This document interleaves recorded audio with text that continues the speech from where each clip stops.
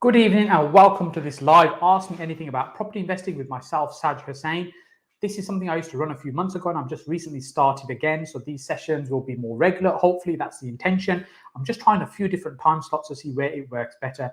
We're live streaming on a few different platforms. We're on Facebook, YouTube, LinkedIn, Instagram, and Twitter, I believe. So if you've got a question for me this evening, make sure you pop it into the comment section on whichever platform you're watching on, and we'll do our very best to get it answered for you this evening. If what happens that used to happen is that many people wait towards the end to put their question in and then it's too late to get it answered, then unfortunately we're probably less likely to get your question answered. If you've got a question you want me to answer, I'd encourage you to put it into the comment section as soon as possible, and my lovely assistant over here, Cal, will then flash up the questions on the screen for me to answer for you. And so we focus on investing in property pretty much in England, as the rules are slightly different in Scotland and Wales and Ireland as well. So really it's investing in property in England. Many different strategies and methods that I've used over the last 15 years that I've been involved in property. So let me know that you can see and hear me okay, because some of the things that we're doing at the moment, we're just tweaking some of the technology to make sure that we've got things working correctly, streaming okay, the sound and the light is all okay. Just let me know in the comment section that you can see and hear me okay, and we'll get started with our questions in just a few moments. Okay, so first question we have this evening is from Jack on YouTube. Hi, Jack. Jack's question is, hi, Saj, hope all's well. Are you able to, when it comes to selling, hope all's well, are you able to, when it comes to selling HMOs, what happened from tax perspective? Is it just capital gains, tax on the difference on selling purchase price? Thanks. Okay, so I think Jack is asking that if you have a HMO that you're selling, in terms of tax, how does that affect you? Well, it will be pretty much dependent on how you've got it set up. So if you've got it set up in a limited company, effectively it's corporation tax that you're creating at that point. If you've got it in your personal name, then it's a capital gain that's occurred. So you have a capital gains allowance as well, which is around £12,000 thereabouts for each individual. So you can use that to offset that as well. So it's not treated any differently from any other residential property, Jack. So essentially, however you'd get taxed on any other property that you have, it's always good to sit down, I believe, before you create a tax situation where the tax is due, to sit down with a good, competent accountant to just run past them. What is it that you're trying to do? What is it you're trying to achieve? To see if there's a better, smarter way that can help you with and effectively save you more money, because property is about making money. So you'd like to keep more of it in your pocket than maybe paying tax unnecessarily. Now, paying tax is important, but it's about being tax efficient. And that's why I think it's important to sit down with an accountant first. They can advise you what might be the best way to do that to minimize any tax that you may incur. So Jack, hope that helps. I hope that answers your question. For those of us that are just joining us, we're streaming live on various different platforms. We're on YouTube, LinkedIn, Instagram, Twitter. I think at least those platforms. And if you've got a question, pop in the comment section. We'll do our very best to answer that for you. So our next question is on Instagram, just on this screen, camera rather, over here, which is from Janelle. Best way of getting landlords. So I'm going to try and work out what I think the question is. Maybe from a lettings agency perspective, in terms of getting new landlords on board, maybe the question. And if that is the question, then I think you should focus on what is going to be a USP around what you do. What's your unique selling proposition? What is it that you do that's different to everybody else? And if you can't think of anything, if you're thinking you're exactly the same as the letting agent down the street over here and exactly the same as the letting agent over here, then really you're not going to be able to compete on anything in particular. What you need to be thinking about is what is it that you can do. So for instance, we focus primarily on HMOs. That's our core model. So the properties we manage are predominantly HMOs, although we do some regular lettings as well. Our core portfolio is HMOs. So we have the specialist knowledge about running those, operating those, because it's not the kind of thing most letting agents will run. Then we also have another business where we operate a short-term stays, like an Airbnb model. And of course, that's specialist knowledge as well with that. Other things you could do, for example, you could be focused on helping investors build a portfolio. So you're adding value to them in terms of supporting them, helping them find other property. You could be structuring things in a way that it allows a landlord to choose the kind of services that you bolt on, because ultimately you want to be profitable as well if it is a letting agency that you're running and you're looking to take on landlords in that way. The thing that I would not do, which unfortunately you see most people trying to do, is just offer a service at a lower price. Because let's say the market is at, say, 10%, and you come in and say, hey, I'm going to manage property at 8%.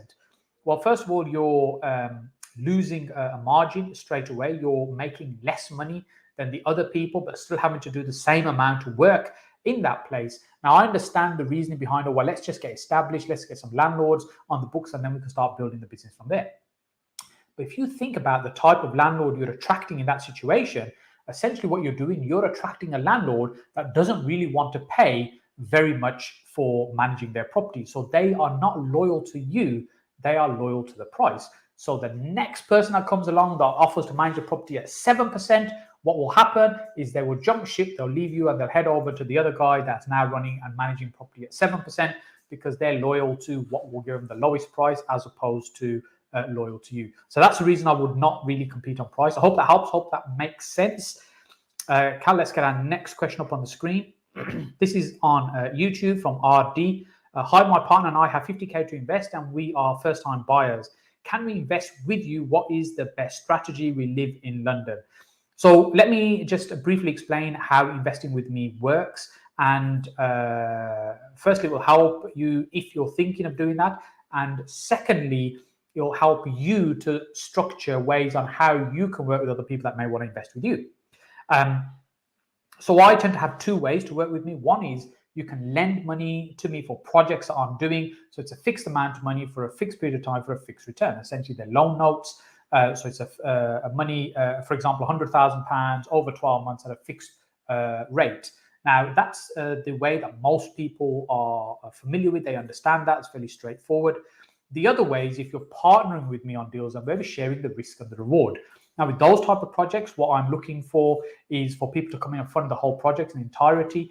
And on a partnership basis, where we're sharing the risk and the reward, that means if we make more money than we were initially anticipating, we're going to share in the upside. And if there's any challenges in that project and we maybe don't do as well as we thought we would have, we're equally sharing in that risk, which is effectively what a true joint venture is.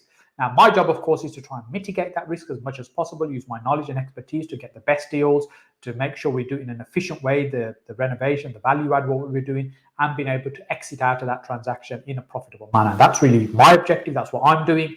I'm bringing my expertise and my team to be able to deliver that. Now, to invest with me in terms of lending money, it tends to be a minimum of £50,000, and to partner with me, it's a minimum of £350,000.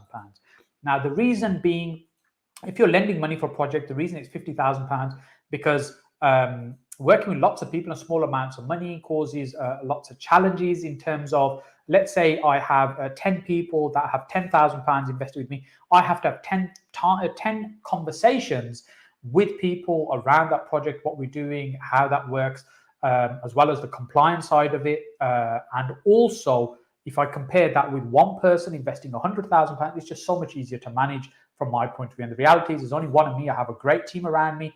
But when people are investing with me, they're investing with me. And it's important I'm taking the time to understand the investors and their needs as well. Now, when it comes to sharing the risk and reward, the reason it's £350,000, because generally they tend to really work for those that are high net worths, and where we're looking to do a number of projects together, because effectively they become my long-term business partners, people that we can do a number of projects with together.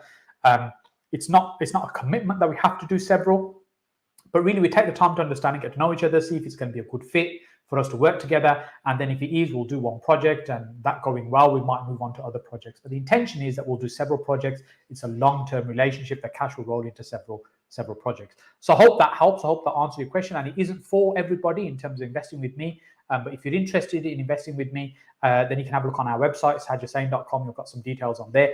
And if you're interested in learning about how you can do this for yourself, i.e. raise money from other people to invest in your projects, then make sure you look out for some of the videos on my YouTube channel where I focus on teaching you how to raise money for your projects.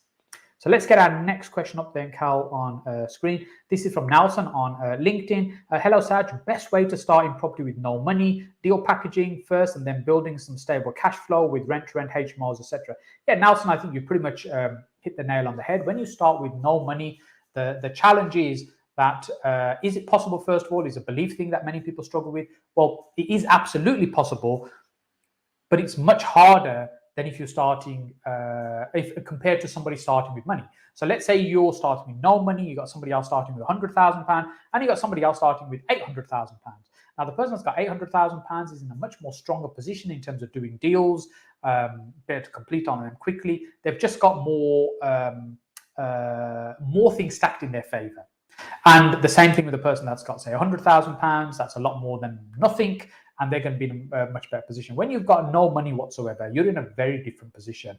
You are now not only competing with those that have funds, but also you've got to look at how can you buy the deals or how can you acquire the deals. And we have a video, I think it's going out tomorrow on the channel. I think it's tomorrow's video going out, where we talk about creative deal structures. And creative deal structures is how can you use the way you structure a deal to make money. It's really about control versus ownership. So some of the things, Nelson, you mentioned, such as rent to rent, that's a form of control on a property. You don't own the property during the time that you have the keys, but you control the property, you control its income, the expenditure that you're incurring, and essentially you can make a profit from it. And there's many different ways you can do that. But deal sourcing and packaging is definitely my favorite place to start. Again, it's not for everybody. It's hard work. But the person that becomes very good at finding deals, in my mind, will never really struggle in property. They'll always do well because they can always find good deals. And when you become very good at finding deals, the money will always come and find you as long as you're doing all the right things. So make sure you look out for that video tomorrow, Nelson, where we talk about ways of controlling property to make money, where you're starting with very little money. And also the important skill to learn is the ability to be able to raise money as well. Because at some point you want to start owning and purchasing property. And this is exactly the route I followed when I started out about 15 years ago. I started sourcing property first, looking for those deals, packaging them up, selling them on to other people. And then over time, I started partnering with people to buy property. They were buy to lets. And then we're doing some smaller HMOs, such as four people HMOs, and the larger 6 and 7 ones, and going on developments and flips and various other things. But it all happened in stages. It didn't happen overnight. It was building that knowledge, that experience, that credibility for people to want to invest with you because they can see your track record of what you're doing. But it is absolutely possible. It's not easy and it's not for everybody, but it is definitely doable, Nelson. Thank you for your question. Our next question's on Instagram. Beauty Cleanse. Beauty Cleanse. Thank you very much. I haven't got my glasses on either, so I needed that assistance in reading that. This is on Instagram. Quick question. If I'm doing a rent-to-rent on a company let agreement, do I need to be on the property redress scheme? So here's the thing. Many people get rent-to-rent wrong in terms of how they structure it because they don't really fully understand the correct way of doing it. In the simplest form, if you're doing rent to rent, you are either leasing the property and effectively becoming the landlord, and then you are issuing tenancies underneath you, in which case you are now the landlord of that property, and all the compliance around a landlord is what you need to be responsible for. Or the other most common way of doing it is that you have a management agreement. That means that you can manage that property on behalf of the owner of the property, and effectively then you're a letting agent. So of course you do need to be registered for a redress scheme at that point because you are then the letting agent. So, you know, if in doubt, I would do it for the sake of a small amount of investment that you need to do to register with the redress schemes if you're not sure. But I think the key message here I want you to get across is many people tend to structure the rent-to-rent agreements incorrectly. They don't realize, and, you know, with all due respect, the letting agents aren't really experienced in this because really it's an area of law, how the contractual side of it works, and they sometimes get it wrong. So a corporate let is not the way to do a rent-to-rent. What a corporate let does, it enables a company to be able to rent a house or a property and then fill that with their staff. So their employees can go and live in that property, and that might be part of the employment contract. They're providing accommodation for them. That's essentially what a company let is. Company let does not then allow you to go and re-let the property to other people and issue tenancies underneath that. And this is the mistake I see many people making. So hopefully that helps. That helps you with that. Cal, how are we doing for questions? Are they starting to dry up, or we've got loads? Loads. We better speed up. Apparently we've got loads of questions. So the next one's on YouTube. Gore. What's the best company to raise finance for an auction? I'm not sure I fully understand the question, but the question is the best way to raise money. Can you flash that question back up again, please? The best way to raise finance for an auction. Okay, I'm going to answer the question. I think you're asking is if you're purchasing a property at auction, what's the best way to go about doing that? Now, there are some companies that specialize in auction purchases. Generally, they tend to be a form of bridging finance. There's short-term lenders that specialize in this, and really the main difference between auction finance and, say, a traditional purchase is the time frame. You've maybe only got 4 weeks to be able to complete on that transaction. You've already exchanged contracts. If the hammer's been whacked down and your number was the one that's been held up, you've now committed to buying that property. So you've got 4 weeks to get the funding sorted out. Now, ideally, you should be looking at funding before you even turn up at the auction. But let's say you're in that situation, you've put your hand up, you bid on the property, you paid your 10% deposit, now you need to find the rest of the money to get it done. It's unlikely you'll be able to raise 90%. You'll still need some money, but you'll probably have to get a good portion of that money, 60, 70, maybe 75%, from auction finance specialists, which essentially are bridging lenders. And if you want a good contact for bridging, just reach out to us and we'll try and connect you with one of our contacts. It was very warm in our offices today and the studio. We had the windows open. Now we've got flies whizzing around the studio just now. What's our next question, Cal? So next question's from Sarah on YouTube. If I have a large mortgage on your buy-to-let, is it worth trying to pay down part of the loan over time? So Sarah, this question around on a buy-to-let mortgage, you pay it down regardless of the size of debt, whether it's £50,000, £150,000, £1.5 million pounds.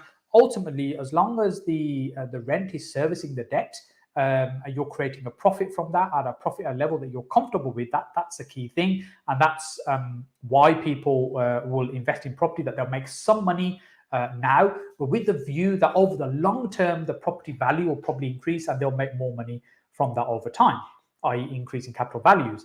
Now, if let's say you have an expensive property being, let's say, several £100,000, £500,000, £600,000, £700,000, not your traditional buy-to-let really, because most buy-to-let investors will look for lower value properties often. But in the likes of London and the southeast, you're not going to get £100,000 buy-to-let. It's going to be significantly more. So I think from that perspective, it remains the same for me. I would say, that's the way I would look at it. As long as I'm making some money every month and the debt is being serviced, i.e. there's sufficient rent coming in to pay the mortgage, leaves a bit of a buffer as well. That's what I would be primarily looking at. Now, on the other hand, if you're talking about a high loan to value, that means the amount of debt versus the value of the property is high. In that case, I would look to try and reduce some of that debt. So for instance, let's say it's a £200,000 property and your mortgage on it is £180,000. That means you're 90% loan to value. That means 90% of the value is borrowed in the shape of a mortgage on that property. I would feel a little bit uncomfortable with that. I think this light has gone over here, Cal. I would feel a little bit uncomfortable with that. And the reason for that is that if there's a change in the market, let's say like last year, just at the beginning of the pandemic, a lot of lenders started panicking and they started pulling products from the market. They started reducing the loan to values, i.e. how much money they would lend versus the value of the property. And when they're doing things like that, and then you can be put in a vulnerable position. I remember when I first started speaking to vendors and doing marketing direct to sellers, going out to see them in their homes. When I first started, and I'm just speaking to my inner circle group just before this session. I have on a Monday evening, I do a group call with those of my mentees on my inner circle program. And we were talking specifically about this about 12 years ago when I was going to see people in their homes. At that time, what we were doing is I was seeing people that had good buy-to-let portfolios and their loan was being called in for really no good reason other than the lenders were getting a little bit nervous about the loan to values, i.e. how much debt they had versus what the value was. Now, their debt hadn't changed, but the values had reduced, so the percentage loan to value was now higher. So I think a comfortable position tends to be around 75%, which is where most buy-to-let mortgages tend to be anyway. And if I wanted to be super comfortable, I'd probably drop down to about 60%. That's just my view. But I hope that helps. I hope that answers your question for you there. Let me know which platform you are watching on, because we're streaming on various different platforms. We're on Facebook, YouTube, LinkedIn, Instagram, Twitter. Just say a quick hi. Let me know if you're enjoying this. Let me know if you'd like to see something different happening in these live streams as well. Just put a comment in the comment section and we can have a look at those to see which platforms tend to be the one that most people prefer. So let's get that next question up then, Cal. So this is from SK Slam. Do you have to live in a property for 6 months to avoid capital gains tax? Please reply. Love your content. MashaAllah, you've got excellent taste. I wish to meet you one day, inshallah. Thank you so much for that, for your kind words and your blessings. With regards to, I think essentially what you're asking is, if I purchase a property and then I live in it, any gain that happens on that property is really considered non-taxable because it's my primary residence. So it's my home, and any uplift in value, there's no tax on that. So I could purchase a property. Let's say you purchased a property 20 years ago for £100,000. Today you sell it for £500,000. You've made £400,000 gain in it, and all that time you've lived in that property, you'll have no tax to pay on it. Now, if you decide to let that property out right from the offset, then of course that gain is done in the way of a business, and so you are going to have some tax on it, be it capital gains or corporation tax if it's a company structure, but you are going to have to pay some tax. However, I think what you're referring to is if you're staying in the property for a period of time and then you move out of it and then it becomes a buy-to-let, well, as far as I'm aware, technically what you should be doing at that point is when you moved out and it became a buy-to-let, at that point you should understand what the value of that property is, because let's say you bought it for £100,000, you stayed in it for a while, it's now worth £150,000, and you decided to start renting that property out, and you rented it out for a number of years, and then it was worth £300,000 and you decided to sell it. Well, you bought it for £100,000, but actually you didn't start letting it out till it was worth £150,000. So your gain, your business gain at that point is 150 as opposed to 200. So in short, yes, you still have to pay tax on your gain for the time that it become a rental property, but you're not paying any during the time that you live in it. But the most important part of this is making sure you've got documentary evidence of this is what was happening at this period of time, and ideally some valuations as well of what it was worth at that point, because trying to do this later on is quite difficult to go back and retrospectively trying to work out what something was worth at a past point. So I hope that helps, SK. Thank you very much. Next question is on Facebook from Omar. Hi, Saj. What are your thoughts on HMO being rebanded to each room having its own band? Do you think it's going to happen in Birmingham, and how to overcome it? Single AST contract. I'm not sure the single AST contract bit that would affect it, but essentially what Omar's asking is in HMO properties where you've got multiple people living together, and you add additional facilities in there. Let's say you put an ensuite room in, let's say you put a kitchenette in there, or it's a studio type room where they've got most of the things they need in that room, even though it's a room in a shared house. What some local authorities are doing are starting to change the council tax banding for that property, as opposed to saying, right, this is a band C for the whole house. What they're doing is saying, well, there's 5 rooms in there, so we're going to band each room at band A. So your council tax bill goes through the roof. You're paying significantly more than you would have ordinarily. Now, we haven't seen this in Birmingham at the moment. I think it will happen at some point, though, so it's important to be prepared. And I think it's good to be understanding what your options are. The reality is, if it happens to everybody at the same time, then it's not really so much of an issue, because everybody's cost base changes simultaneously. And effectively that will get knocked onto tenants, and they're the ones ultimately going to have to pay. So rather than the landlords paying it, your increase in rent would get, your rental increase would be across the board for everybody. The challenge is, and what I've seen happening in many local authorities, is that they're not doing this in a consistent way for everybody. They're picking out certain properties and they're rebanding that one, and the one next door, they might not have done anything with that one. So unfortunately, this one now costs are much higher than the one next door, which is very unfair. But hey, that's the way they work, and we have to just find solutions to the way that they work. Now, my view is ultimately what would happen is, we would increase the rent a small amount. We would reduce the rent and push that responsibility onto the tenant. And also, when there's a single person in that room, they'll get a single person discount, usually about 25% as well. So they're only paying 75% of the bill, and with a slight reduction in the rent from our side because we're not paying the council tax overall. Yes, overall we'll still be losing out a little bit, but it won't be disastrous. I don't believe it's going to be a disaster in the way that some people think it would be. It's just you need to plan this out in advance. So I hope that helps. This is something, again, that Inner Circle we've talked about a number of times, how to deal with these things, a number of strategies that we've come up to do it to minimize your losses. And ultimately, it's about being prepared and ready rather than being reactive if it does happen in the marketplace. Right, so our next question is on Instagram from Shah. Can you explain for a new property investor how to get your first property from start to finish on a buy-to-let and how to pull money back out to move on to the next property straight away? In short, no, I can't do that in 2 minutes. But I do have a number of videos on my YouTube channel, which I'd encourage you to watch. One is on buy-to-let, the full process. One is on buy-to-let mortgages.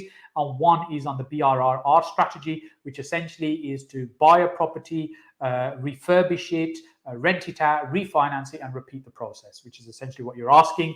And so I have a number of videos on the channel where I'm spending 20, 30 minutes going into these segments in detail that are really going to help you.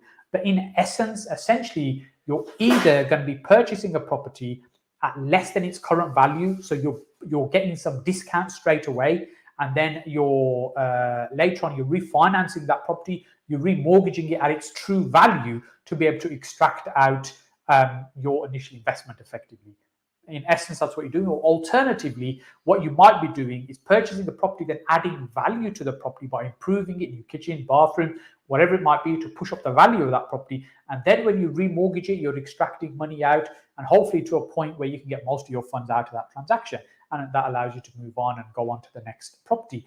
The best way is to be able to combine both of those things, is to buy well in the first place and add value. Then it significantly increases your chances of being able to get your money out of that deal.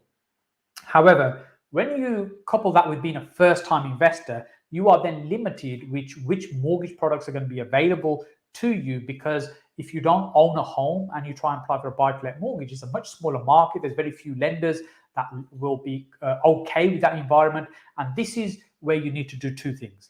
The first one is you need to have a clear plan of what is it you're trying to achieve, exactly what the outcome is that you're trying to achieve, so that you can work out what things need to happen at each stage. And this is, again, the kind of things we talk about in my mentoring programs and the training we do. We focus on which are the key bits that you need to do and line all those ducks up so that when you get to that point, you go through smoothly and you don't struggle and you don't start hitting roadblocks.